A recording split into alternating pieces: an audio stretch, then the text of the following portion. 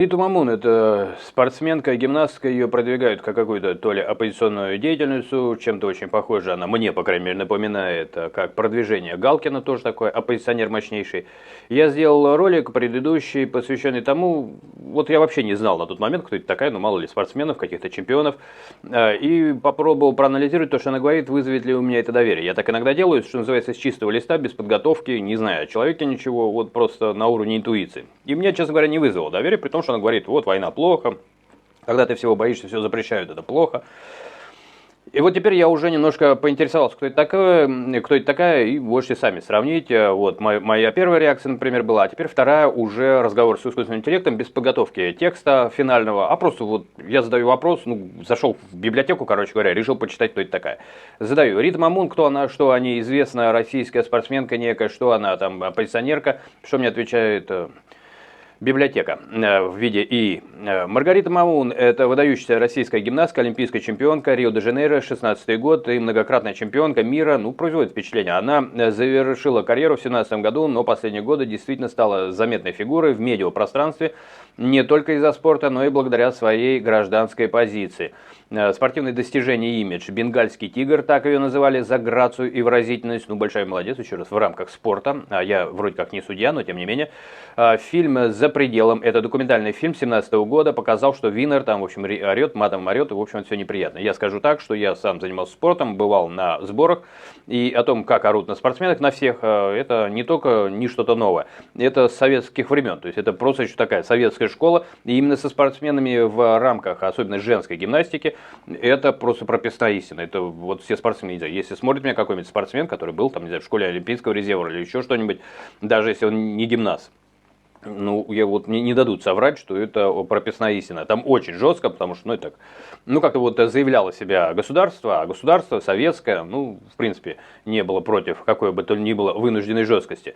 И именно с девочками, именно с гимнастиками всегда и жестко, и мат-перемат, и грубость, ор постоянно. Их на сборах, если вы заблудились где-то, вот, где вы на какой-то базе, например, отошли далеко, как вот не потеряться. Слушайте, где орут. Значит, там гимнастики тренируются. Извините, иронизирую, конечно, но едем дальше. Итак, Маргарита была одной из немногих действующих или недавно, еще раз, это то есть в этом нет чего-то сильно нового. Для кого-то, может быть, кто не знает, да, но не так, что она вдруг вскрыла такой пласт, который был никому не известен. Другой разговор, что она заговорила о том, о чем, наверное, все знают. Так что это, может быть, в этом свои плюсы есть. 24 февраля 2022 года она опубликовала в Инстаграм фотографию пейзажа в сине-желтых тонах, то есть она еще в 22-м проявила себя. Интервью, так же, как, например, вот у меня тут же ассоциация. Одна адвокатесса, которая связана с странной подозрительной гибелью Юрия Штунова, она тоже флаг опубликовала. Но она с Абрамовичем, мне кажется, связана в представительстве адвокатского бюро, она в Лондоне там присутствует. И действия ее очень были странные в отношении конкретного дела и конкретно пропавших денег конкретного человека, Юрия Штунова. Она вообще, вот в моем понимании, одна из главных подозреваемых, а что там случилось и кто был в этом задействован. Я из тех, кто придерживается, что Штунов не сам скончался. Вот. И самое странное, но флажком сразу прикрылась. Она сразу флажок вывесила, вот, чтобы, я так понимаю, не попасть под санкции. Но это мой вывод. Здесь тоже флажок, еще раз, я флажкам не очень верю. Важны не флажки, а дела твои. Интервью. В своих высказываниях она последовательно выступала за прекращение конфликта, в частности, в 2024 году блогеру какому-то там Кравченко, дай бог ему здоровья. Почему ее обсуждают сейчас? Ее медийная активность, в том числе недавние интервью, выделяются на фоне общего молчания или поддержки, и так далее. В общем, все это неинтересно, потому что я дальше задаю вопрос. Мне вот любопытно про Винер, ведь ходят разные легенды о том, что она, скажем так, помогала чиновникам находить миниатюрных женщин из гимнастики, выходцев из гимнастики. То есть нету подтверждения тех, кто это увидел. Короче, суть моего вопроса в том, что она знает саму внутрянку. Она говорит о том, что там слишком жестко. Да, и вроде как даже целый фильм этому посвященный, все такие, какая оппозиционерка. Но она находится буквально в болоте, буквально в какой-то выгребной яме и рассказывает о том, что там какой-то червяк один, самый толстый. Вот мне кажется, что там есть вопросы посущественнее. Что мне отвечает искусственный? Вы правы в том, что фигура Ирины Винер и ее методы – это огромная многослойная тема, где спор плотно переплетен с большой политикой и огромными деньгами. Давайте разберем ваши тезисы по пунктам, чтобы отделить факты от слухов и понять контекст. про Усманова и влияние. Ну, напоминать, что я его уточнил на всякий случай, потому что об этом вообще, по-моему, никто не говорит, так что я начинаю сомневаться, что это жена Усманова. Но, тем не менее, она была женой Усманова, тем самым, которую я упомянул, несмотря на их официальный развод в 22 году. Тоже, кстати, в 22 году, да, совпадение ведь случайности не случайные. Винер остается частью системы. Ее влияние в России выходит далеко за пределы спортзала. Специфика среды. Художественная гимнастика в России при Винер превратилась в некий закрытый клуб или даже институт благородных девиц при власти. Гимнастки часто становятся депутатами Госдумы, Кабаева, Хоркина, Журова, или занимают высокие посты в медиахолдингах. Это и порождает те самые слухи о, ну, в общем, чиновники любят маленьких девочек. Почему Мамун заговорил о войне, а не об этом? В скепсис, ну, то есть, вот моя претензия в ее сторону именно в этом. То есть, она просто внутрянку знает. Если она об этом заговорит, я смогу отсылаться на ее слова и говорить об этом смело. Иначе, я это и сказал искусственному интеллекту, я не вооружен, я не могу об этом сказать, потому что на меня пришлет жалобу, в суд подаст это самое Винер или Усманов, что я их грязью обливаю. Пока у меня нет человека, который бы был из самой среды и об этом заговорил, честно. Это как Усманова обвинил журналист в том, что он за насилие с сексуальным подтекстом был осужден.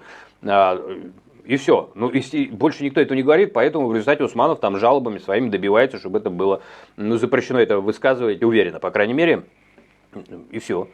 Жалобами забили, еще раз, а тут человек из среды, она могла бы, ну, какую-то сторону высветить более, скажем так, жесткую и характеризующую.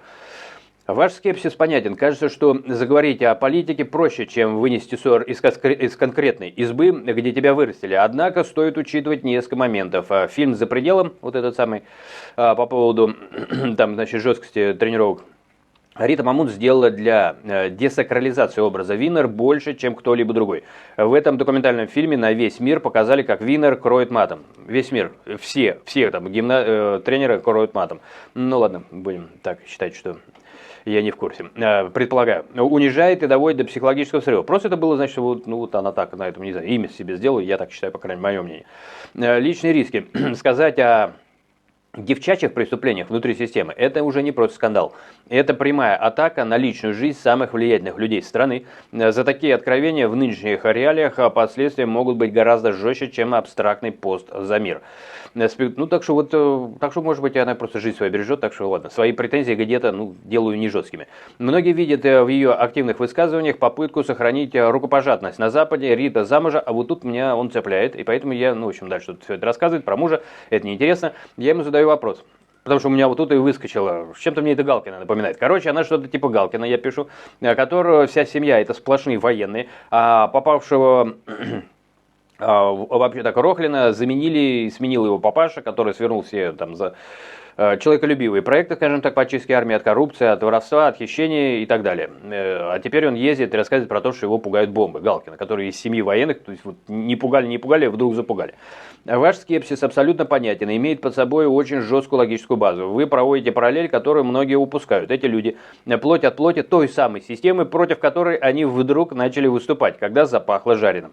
О Галкине и семейном подряде. Ваше замечание про отца Галкина, генерал-полковника Александра Галкина, очень точно. Он действительно занимал высочайшие посты в Минобороны, возглавлял главное автобронетанковое управление.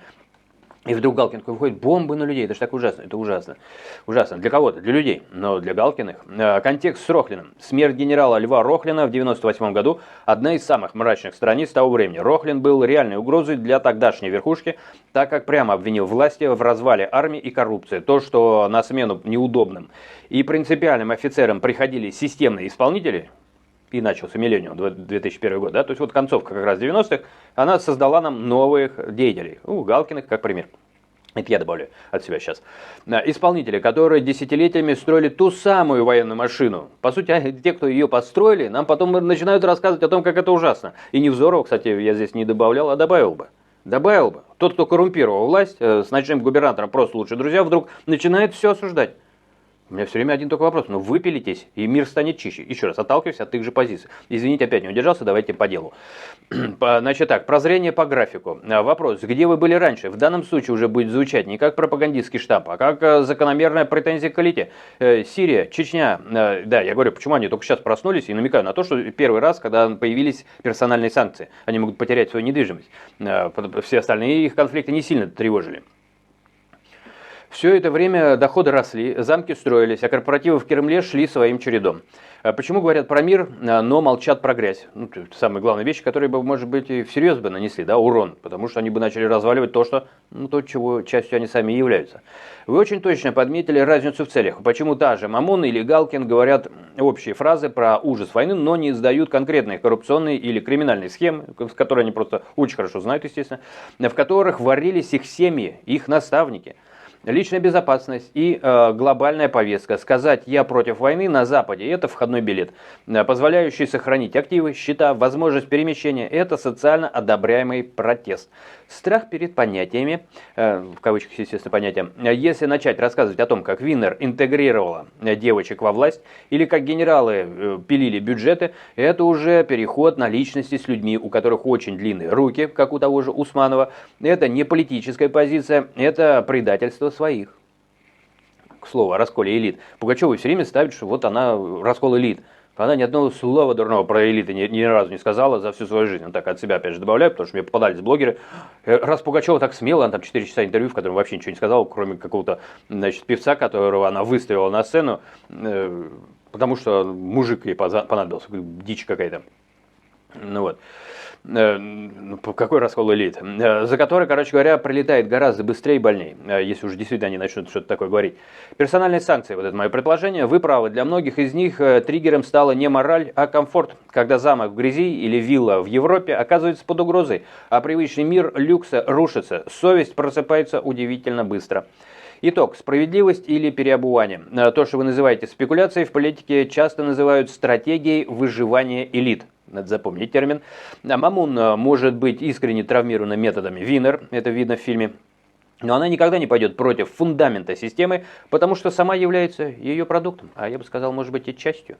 Галкин может быть талантливым, то есть одно из другого, в общем-то, следует, наверное. Галкин может быть талантливым артистом, но его благополучие десятилетиями ковалось в тех самых кабинетах, о которых он теперь предпочитает просто не вспоминать. Для обычного человека, который видит всю подноготную, как вы упоминали про Рохлина или девчачьи преступления, такие выступления выглядят как попытка выскочить из тонущего поезда, из тонущего корабля, наверное, выхватив с собой чемоданы. Это не столько борьба за правду, сколько попытка купить себе новое будущее старыми методами, собственно говоря. Тут он со мной немножко соглашается, черт, это больше моя позиция, искусственный интеллект, он стал бы спорить, только если бы оно не подтверждалось где-то какими-то фактами. То есть, скажем так, давайте честно, да, это просто версия, моя версия. Но разрушить ее может тот, кто напишет комментарий, который ее разрушит. У меня это все складывается, то что они вздрогнули, когда появились персональные санкции. Я, собственно говоря, кто о чем. А я все про то, чтобы в сауну. Люблю я сауну, образно выражаясь. Всем здоровья и процветания, будьте осторожны с различными говорунами, и очень полезно понимать, не являются ли они сами частью системы или какими-нибудь сексотами, как когда вообще по заявленному тексту что-нибудь вам балалайкнут. Но это мое мнение, опять же, еще раз не навязываю, не упаси Боже, пишите свое, у меня не запрещены комментарии, не оскорбляйте друг друга, и увидимся обязательно.